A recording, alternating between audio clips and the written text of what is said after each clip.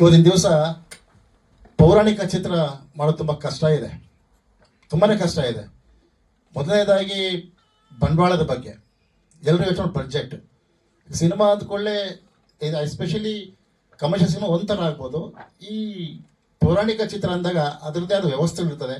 Costume ಇರ್ಬೋದು, properties ಇರ್ಬೋದು, locations ಇರ್ಬೋದು, ಪ್ರತಿಯೊಂದೂ ಅದರದ್ದೇ ಆದ ಸಪ್ರೇಷನ್ ಇರ್ತದೆ.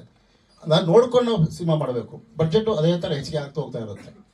ಆದರೆ ನಮ್ಮ ನಿರ್ಮಾಪಕರಾದ ನಮ್ಮ ಗಣೇಶ ಕೇಸರ್ಕರ್, ಸಹ ನಿರ್ಮಾಪಕರಾದ ನಮ್ಮ ಸುಮಿತಾ ಮೇಡಮ್ ಅವರು, ಬಸವರಾಜ್ ದೇಸಾಯಿ ಅವರು, ಆಮೇಲೆ ರೂಪಾಲಿ ಅವರು ಕೂಡ ಹೀರೋಯಿನ್ ಆಗಿದ್ದಾರೆ. ಇವರೆಲ್ಲ ಧೈರ್ಯ ಮಾಡಿ ಈ ಚಿತ್ರಕ್ಕೆ ಬಂಡವಾಳ ಹಾಕಿದ್ರು. ಮೊದಲೇ ನಮಸ್ಕಾರ ನಮ್ಮ ಗಣೇಶ ಅವ್ರಿಗೆ ಹೇಳಬೇಕು, ಫಸ್ಟ್ ಧೈರ್ಯ ಮಾಡಿದ್ದವರೇನೆ ಒಂದು ಸಿನಿಮಾ ಮಾಡೋಣ ಸರ್ ಅಂತ. ಅದಕ್ಕೆ ಪ್ರೇರಣೆನೇ ನಾನು ಸಿದ್ದರಾಮೇಶ್ವರ ಪಿಕ್ಚರ್ ಮಾಡ್ತಾ ಇರಬೇಕಾದ್ರೆ ಅದರಲ್ಲಿ ಶಿವನ ಪಾತ್ರ ನಾವು ಇವ್ರಿಗೆ ಹಾಕಿ ಇದು ಮಾಡಿದ್ವು. ತುಂಬ ಚೆನ್ನಾಗಿ ಸೂಟ್ ಆಯ್ತು ಅವ್ರಿಗೆ ಆ ಈಶ್ವರನ ಪಾತ್ರ. ಆ ಒಂದು ಪ್ರೇರಣೆನೇ ಈ ಏನು ಗಂಗೆ ಗೌರಿ ಸಿನಿಮಾ ಮಾಡಲಿಕ್ಕೆ ಸಾಧ್ಯ ಆಯಿತು. ತುಂಬ ಚೆನ್ನಾಗಿದೆ. ಯಾಕಂದರೆ ನಮ್ಮ ಕೂಸು ನಾವು ಹೊಗಳೋದು ಚೆನ್ನಾಗಿರಲ್ಲ. ಯಾಕಂದರೆ ನಮ್ಮ ಕೂಸು ನಮ್ಗೆ ಚೆನ್ನಾಗಿದ್ದೇ ಇರುತ್ತೆ. ನೀವುಗಳು ಆ ಕೂಸನ್ನು ಉಳಿಸಿ ಬೆಳೆಸಿ ಸಾಕಬೇಕು, ಸಲಹಬೇಕು.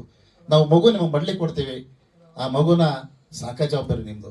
ನಾವು ಹೆತ್ತು ಮಕ್ಕಳು ನಮ್ಮ ಮಗು ನಿಮ್ಮ ಕೊಟ್ಟಾಗ ನೀವು ಅದನ್ನು ಜೋಪಾನವಾಗಿ ಸಾಕಿ ಬೆಳೆಸ್ತೀರ ಅಂದ್ಕೊಂಡಿದ್ದೀನಿ ನಾನು. ಯಾಕಂದರೆ ಇವತ್ತು ಪ್ರಥಮವಾಗಿ ಒಬ್ಬ ನಿರ್ದೇಶಕ ಸಿನಿಮಾ ನೋಡ್ಬೋದು, ಆದರೆ ನೀವು ಅದಕ್ಕಿಂತ ಮುಂಚೆ ನೀವು ಸಿನಿಮಾ ನೋಡ್ತೀರಾ. ಒಬ್ಬ ಪ್ರೇಕ್ಷಕ ನೋಡೋಕ್ಕೆ ಮುಂಚೆ ಸಿನಿಮಾ ನೀವುಗಳು ನೋಡ್ತೀರಿ. ನಿಮ್ಮ ಪ್ರಚಾರದಿಂದನೇ ಇವತ್ತು ಸಿನಿಮಾ ನಡಿಬೇಕಾಗೋ ಸಾಧ್ಯತೆ ಇದೆ. ಇವತ್ತು ಪ್ರಚಾರ ಇಲ್ಲ ಅಂದರೆ ಏನೂ ಸಾಧ್ಯ ಇಲ್ಲ. ಇವತ್ತು ಮೀಡಿಯಾ ತುಂಬ ಇಂಪ್ರೂವ್ ಆಗಿದೆ.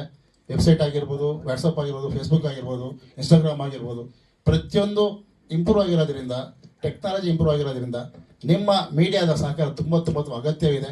ಪ್ರತಿಯೊಬ್ಬರು ನಮ್ಮ ಈ ಸಿನಿಮಾಗೆ ಸಹಕಾರ ಕೊಡಬೇಕು. ಈಗ ಇನ್ನೊಂದು ವಿಷಯ ಹೇಳಬೇಕು ಅಂದರೆ, ಇವತ್ತು ನಾವು ಯಾರು ಆರ್ಟಿಸ್ಟ್ಗಳನ್ನ ನಾವು ಮೇಲೆ ಕರೀತಾ ಇಲ್ಲ. ಯಾಕಂದರೆ ಮತ್ತೆ ನಾವು ಮಾತಾಡ್ಕೊಂಡು ಒಬ್ರಿಗಾದ್ರೆ ಒಬ್ಬರಿಗೆ ಬೇಜಾರಾಗುತ್ತೆ. ಈವನ್ ನಾನು ನಟಿಯರು ಕೂಡ ಬೇಡ ಅಂತ ಹೇಳಿದ್ದೆ ನಾನು.